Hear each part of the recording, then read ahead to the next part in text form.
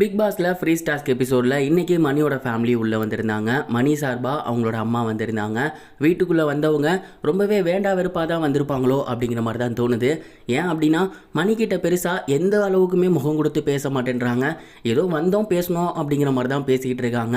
மணியும் எவ்வளவோ ட்ரை பண்ணுறாரு, பட் அவர்கிட்ட நல்லா பேசலை. மேலும் மணியோட அம்மா வீட்டுக்குள்ளே வந்திருக்காங்க இல்லையா, எல்லாருமே பெருசாக எதிர்பார்த்தது என்ன, ரவீனா கிட்ட போயிட்டு ஏதாவது சண்டை போடுவாங்களா, இல்லை உட்காந்து பேசுவாங்களா, என்ன நடக்க போகுது அப்படிங்கிறத அவளோட எதிர்பார்த்துக்கிட்டு இருந்தாங்க. இந்த ஒரு விஷயத்த ரவீனாவுமே எதிர்பார்த்துருக்காங்க. அவங்க இன்னைக்கு ஆளே டோட்டலாக டிஃப்ரெண்ட்டாக இருந்தாங்க. குறிப்பாக சொல்லணும் அப்படின்னா ட்ரெஸ்ஸிங் சென்ஸ்லாம் ஓவராக சேஞ்சாக இருந்துச்சு. வாயடிச்சுக்கிட்டே இருக்கவங்க இன்னைக்கு ரொம்பவே சைலண்ட்டாக இருந்தாங்க. எந்த ஒரு குட்டித்தனமும் பண்ணலை, சுட்டித்தனமும் பண்ணலை, அமைதியாகவே இருந்தாங்க.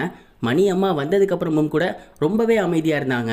மணி வாண்டடாக போயிட்டு அவங்க அம்மா கிட்ட எல்லாத்தையும் இன்ட்ரடியூஸ் பண்ணி வச்சுருந்தாரு. அப்போ மணியோட அம்மா அர்ச்சனா மற்றும் தினேஷ் இவங்க 2 பேர்த்தோட கேம் பிளே ரொம்பவே நல்லா இருக்கு அப்படிங்கிற மாதிரி சொல்லியிருந்தாங்க. அப்புறம் சரவண விக்ரம்கிட்ட ஒரு சில விஷயங்கள் பேசிகிட்டு இருந்தாங்க. இதெல்லாம் நடந்துக்கிட்டு இருக்கப்ப மணி அவங்க அம்மாவை வீட்டை சுற்றி காட்டுறேன் அப்படின்னு சுற்றி காட்டிட்டு இருந்தாரு. அப்போ அவங்க 2 பேரும் தெலுங்கில் பேசிக்கிட்டு இருந்தாங்க.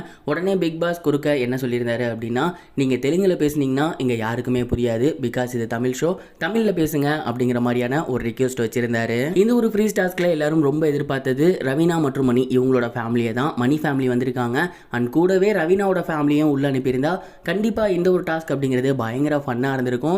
அப்படி இல்லைனா ஏதாவது ஒன்று வித்தியாசமா நடந்திருக்கும், பார்க்க நமக்கும் இன்ட்ரெஸ்டிங்கா இருந்திருக்கும். பட் இப்போ வரைக்கும் ரவீனாவோட ஃபேமிலி உள்ள வரல.